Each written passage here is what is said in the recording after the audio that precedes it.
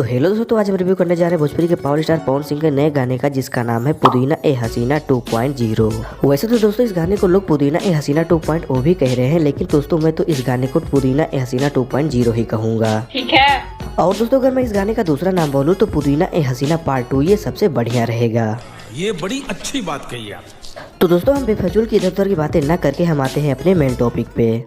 अबे जल्दी बोल, कल सुबह पनवेल निकलना है। तो दोस्तों गाने की शुरुआत होती है पवन सिंह से। पवन सिंह पेड़ के नीचे बैठकर चाय और अखबार पढ़ रहे होते हैं और ऐसे में हमारे पवन भैया को उनकी गर्लफ्रेंड स्वीटी सुपारी का फोन आता है। एहे, रहा नहीं जाता। अब आप ये कहोगे कि ये स्वीटी सुपारी कौन है, तो पवन सिंह के इस गाने में जिन्होंने हीरोइन का किरदार निभाया है उनका असली नाम ही स्वीटी सुपारी है। मैं तो कुछ और ही समझ रहा था। और फिर दोस्तों पवन सिंह की हीरोइन गुस्सा होकर पवन सिंह से कुछ इस तरह की बातें करती है।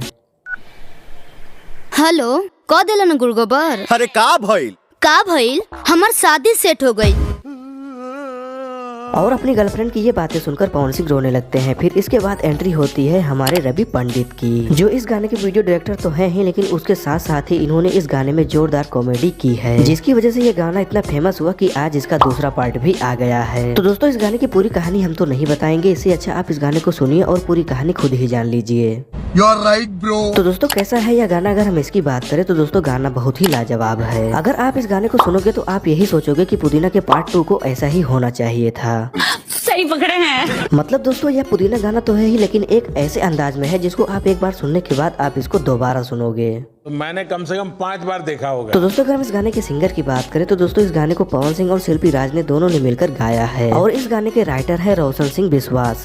अच्छा। तो दोस्तों आज के लिए बस इतना ही, मिलते हैं अगले वीडियो में। अगर यह वीडियो आपको पसंद लगे तो वीडियो को लाइक कर चैनल को सब्सक्राइब जरूर करें, ताकि हम आपके लिए ऐसे ही अमेजिंग वीडियो लाते रहें।